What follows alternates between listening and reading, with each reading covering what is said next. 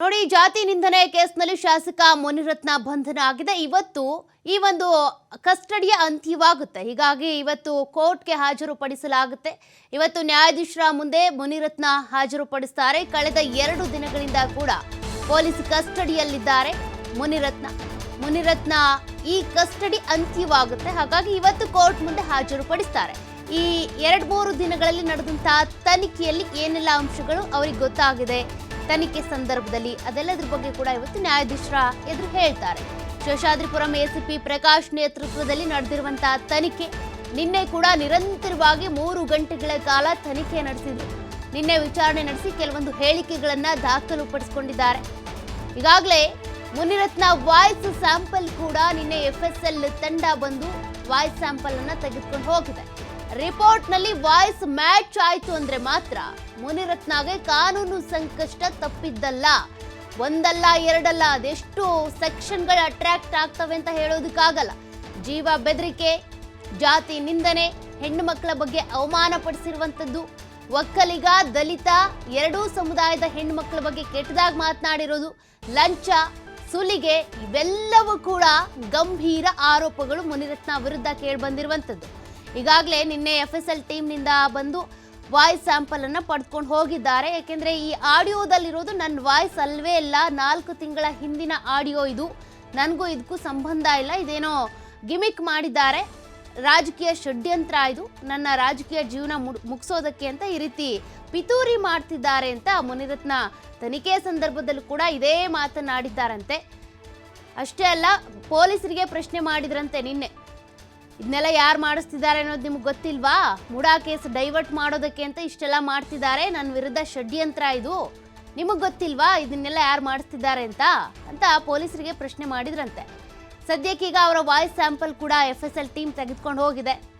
ಲ್ಯಾಬಲ್ಲಿ testing ಆಗುತ್ತೆ. ಈಗ audio ಕೂಡ ಅವ್ರ ಹತ್ರ ಇದೆ. ಆಡಿಯೋಗೂ ಜೊತೆಗೆ ಈಗ ಮುನಿರತ್ನ ವಾಯ್ಸ್ ಸ್ಯಾಂಪಲ್ಗೂ ಮ್ಯಾಚ್ ಮಾಡಿ ನೋಡ್ತಾರೆ. ಮ್ಯಾಚ್ ಆಯಿತು ಅಂದರೆ ಮಾತ್ರ ಮುನಿರತ್ನಗೆ ಸಂಕಷ್ಟ ತಪ್ಪಿದ್ದಲ್ಲ. ಕಾನೂನಿನ ಕುಣಿಕೆ ಟೈಟ್ ಆಗ್ತಾ ಹೋಗುತ್ತೆ. ಯಾಕೆಂದರೆ ಎಷ್ಟೆಲ್ಲ ಇಲ್ಲಿವರೆಗೂ ಕೂಡ ಅನೇಕರು ಕಂಪ್ಲೇಂಟ್ ಕೊಟ್ಟಿದ್ದಾರೆ. 2 FIR ದಾಖಲಾಗಿದೆ. ಮೈಸೂರಿನಲ್ಲೂ ಕೂಡ ಟಿ ನರಸೀಪುರ ಠಾಣೆಯಲ್ಲೂ ಕಂಪ್ಲೇಂಟ್ ದಾಖಲಾಗಿದೆ. ಈಗ ಜೊತೆಗೆ ಒಕ್ಕಲಿಗ ನಾಯಕರು ಕೂಡ ಅವರ ಸಮುದಾಯದ ಹೆಣ್ಮಕ್ಳಿಗೆ ತುಚ್ಛವಾಗಿ ಮಾತನಾಡಿದ್ದಾರೆ ಅಂತ CM ಸಿದ್ದರಾಮಯ್ಯನವರ ಹತ್ರ ಹೋಗಿ ಕೂಡ ಕಂಪ್ಲೇಂಟ್ ಮಾಡಿದ್ದಾರೆ. ಒಂದಷ್ಟು ಆಕ್ರೋಶ ಶುರುವಾಗಿದೆ. ಸ್ವಪಕ್ಷದಲ್ಲೇ ಒಂದಷ್ಟು ಜನರು ಕೂಡ ಒಕ್ಕಲಿಗ ಮತ್ತೆ ದಲಿತ ಸಮುದಾಯದ ಪರವಾಗಿರುವಂತ ಪ್ರಬಲ ನಾಯಕರು ಕೂಡ ಧ್ವನಿ ಎತ್ತುತ್ತಾ ಇದ್ದಾರೆ. ಹೀಗಾಗಿ ಒಂದ್ ಕಡೆ ಪಕ್ಷದಲ್ಲೂ ಅವರಿಗೆ ಕಂಟಕ ಇದೆ, ಮತ್ತೊಂದ್ ಕಡೆ ಕಾನೂನಿನ ಕಂಟಕ. ಸದ್ಯಕ್ಕೆ ಈಗ ತನಿಖೆಯ ಸಂದರ್ಭದಲ್ಲಿ ಮುನಿರತ್ನ ಏನ್ ಹೇಳಿದ್ದಾರೆ, ಆ ಸ್ಟೇಟ್ಮೆಂಟು ಜೊತೆಗೆ ಮುನಿರತ್ನ ವಿರುದ್ಧ ಇರುವಂತ ಒಂದಷ್ಟು ಸಾಕ್ಷ್ಯಗಳು, ಈ ಲೆಟರ್ಗಳಿರ್ಬೋದು ಅಥವಾ ಆಡಿಯೋ ಇರ್ಬೋದು, ಕೆಲವೊಂದು ವಿಡಿಯೋ ಇದೆ ಅಂತ ಹೇಳ್ತಿದ್ದಾರೆ, ಅವುಗಳೆಲ್ಲವನ್ನು ಕೂಡ ಇಟ್ಕೊಂಡು ಮತ್ತಷ್ಟು ತನಿಖೆಯನ್ನು ಚುರುಕುಗೊಳಿಸ್ತಾ ಹೋಗ್ತಾರೆ. ಈಗ ಮುನಿರತ್ನ ವಿರುದ್ಧ ಕೇಳಿಬಂದಿರುವಂಥ ಈ ಗಂಭೀರ ಆರೋಪಗಳೇನಿದ್ದಾವೆ, ಜೀವ ಬೆದರಿಕೆ, ಲಂಚ ತೆಗೆದುಕೊಂಡ್ರು ಅಂತ 20 ಲಕ್ಷ ಇಸ್ಕೊಂಡು 10 ಆಟೋ ಕೊಡಿಸ್ತೀನಿ ಎಂದಿದ್ರು, ಆಟೋ ಕೊಡಿಸಿಲ್ಲ ಅಂತ ಚೆಲುವರಾಜ್ ಅವರು ಆರೋಪ ಮಾಡಿದ್ದಾರೆ. ಜೊತೆಗೆ ನಮ್ಮ ಸಮುದಾಯದ ಹೆಣ್ಣುಮಕ್ಕಳಿಗೆ, ಒಕ್ಕಲಿಗ ಮತ್ತು ದಲಿತ ಸಮುದಾಯದ ಹೆಣ್ಣುಮಕ್ಕಳಿಗೆ ಅವಮಾನ ಮಾಡಿದ್ದಾರೆ, ನಮ್ಮನೆ ಹೆಣ್ಣುಮಕ್ಕಳ ಬಗ್ಗೆ ಕೆಟ್ಟದಾಗಿ ಮಾತನಾಡಿದ್ದಾರೆ, ಇಲ್ಲಿ ಜಾತಿ ನಿಂದನೆ ಆಗಿದೆ, ಬ್ಲ್ಯಾಕ್ ಮೇಲ್ ಮಾಡಿದ್ದಾರೆ, ಹೀಗೆಲ್ಲ ಒಂದಿಷ್ಟು ಆರೋಪಗಳಿರೋದ್ರಿಂದ ಈ ಎಲ್ಲ ಆರೋಪಗಳನ್ನು ಇಟ್ಕೊಂಡು ಕೂಡ ತನಿಖೆ ನಡೆಸ್ತಾ ಹೋಗ್ತಾರೆ. ಈಗ 2 FIR ಕೂಡ ದಾಖಲಾಗಿದೆ. ಅಟ್ರಾಸಿಟಿ ಕೇಸ್ ಅಂತ ಬಂದಾಗ ಏನೇನು ಸೆಕ್ಷನ್ ಹಾಕಬೇಕು, ಜೊತೆಗೆ ಜೀವ ಬೆದರಿಕೆ, ಲಂಚಕ್ಕೆ ಬೇಡಿಕೆ ಇಟ್ಟಿರೋದು, ಇವೆಲ್ಲವನ್ನು ಕೂಡ ಇಟ್ಕೊಂಡು ಮತ್ತಷ್ಟು ತನಿಖೆಯನ್ನು ಚುರುಕುಗೊಳಿಸ್ತಾರೆ. ಸದ್ಯಕ್ಕೆ ಇವತ್ತು ಪೊಲೀಸ್ ಕಸ್ಟಡಿ ಅಂತ್ಯ ಆಗ್ತಾ ಇರೋದ್ರಿಂದ ಕೋರ್ಟ್ ಮುಂದೆ ಹಾಜರುಪಡಿಸ್ತಾರೆ. ಡೀಟೇಲ್ಸ್ ಕೊಡ್ತಾ ಹೋಗ್ತಾರೆ ನಮ್ಮ ಪ್ರತಿನಿಧಿ ಸಂತೋಷ್ ಪಟೇಲ್. ಸಂತೋಷ್, ಈಗಾಗಲೇ ಮುನಿರತ್ನ ಕೇಸ್ಗೆ ಸಂಬಂಧಪಟ್ಟಂತೆ 2 ದಿನಗಳ ಕಾಲ ಗಂಭೀರವಾದಂಥ ತನಿಖೆ ನಡೆಸಿದ್ದಾರೆ, ಕೆಲವೊಂದು ಅಂಶಗಳನ್ನ ಕಲೆ ಹಾಕಿದ್ದಾರೆ. ಮುಂದಿನ ಪ್ರಕ್ರಿಯೆ ಅಂದರೆ ಈಗ ಸದ್ಯಕ್ಕೆ ಪೊಲೀಸ್ ಕಸ್ಟಡಿ ಅಂತ್ಯವಾಗ್ತಾ ಇದೆ, ನ್ಯಾಯಾಧೀಶರ ಎದುರುಗಡೆ ಹಾಜರುಪಡಿಸ್ತಾರೆ, ಏನೆಲ್ಲ ಡೆವಲಪ್ಮೆಂಟ್ಸ್ ಇದೆ ಅಂತ? ಸೌಖ್ಯ, ಈಗಾಗಲೇ ಮುನಿರತ್ನ ಅವರ ಬಂಧನ ಮಾಡಿ ನ್ಯಾಯಾಧೀಶರ ಮುಂದೆ ಹಾಜರುಪಡಿಸಿದ್ರು. 2 ದಿನ ಕಸ್ಟಡಿ ತೆಗೆದುಕೊಂಡು ವಿಚಾರಣೆಯನ್ನು ನಡೆಸಿರುವಂತದ್ದು. ವಿಚಾರಣೆಯಲ್ಲಿ ಈಗಾಗಲೇ ಮುನಿರತ್ನ ಅವರ ಮೇಲೆ ಬಂದಿರುವ ಆರೋಪ ಏನಿದೆ, ಆರೋಪವನ್ನು ಸಂಪೂರ್ಣವಾಗಿ ತಳ್ಳಿ ಹಾಕಿರುವಂತದ್ದು. ಇದು ಸಂಪೂರ್ಣವಾಗಿ ರಾಜಕೀಯ ಷಡ್ಯಂತ್ರ.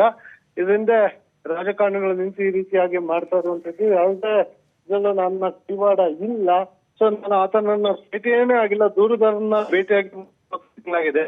ಸೊ ಇತ್ತೀಚೆಗೆ ನಾನು ಭೇಟಿಯನ್ನ ಮಾಡಿಲ್ಲ. ಸುಮ್ಮನೆ ಕಾರಣ ರಾಜಕೀಯವಾಗಿ ನನ್ನನ್ನು ಮುಗಿಸ್ಲಿಕ್ಕೆ ಈ ರೀತಿಯಾಗಿ ಮಾಡಲಾಗಿದೆ, ಷಡ್ಯಂತ್ರವನ್ನು ಮಾಡಲಾಗ್ತದೆ.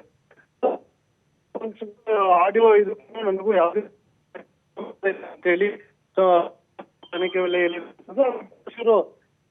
ತನಿಖೆನ ಇಂಚಿನ ವಿಡಿಯೋ ರೆಕಾರ್ಡ್ ಮುಖಾಂತರವೇ ಕೂಡ ರೆಕಾರ್ಡ್ ಮಾಡ್ಕೊಂಡಿರುವುದು. ಸೊ ಇವತ್ತು 2 ದಿನಗಳ ಕಷ್ಟ ಅಂತ್ಯ ಆಗಿರೋ ಹಿನ್ನೆಲೆಯಲ್ಲಿ ಇವತ್ತು ನ್ಯಾಯಾಧೀಶರ ಮುಂದೆ ಮೆಡಿಕಲ್ ಮಾಡಿಸಿ ಹಾಜರುಪಡಿಸಲಾಗುತ್ತೆ. ಹಾಜರುಪಡಿಸಿದ ನಂತರ ಪುನಃ ಒಟ್ಟು 2 ಪ್ರತ್ಯೇಕ ಪ್ರಕರಣಗಳ ಹಿನ್ನೆಲೆಯಲ್ಲಿ ಕಸ್ಟಡಿಗೆ ಕೇಳುವಂತ ಸಾಧ್ಯತೆ ಇರುತ್ತೆ. ಒಂದು ಕಡೆಗೆ ನ್ಯಾಯಾಂಗ ಕೊಡುವ ಸಾಧ್ಯತೆ ಇರುವುದು. Okay, thank you Santosh ಡೀಟೇಲ್ಸ್ಗೆ.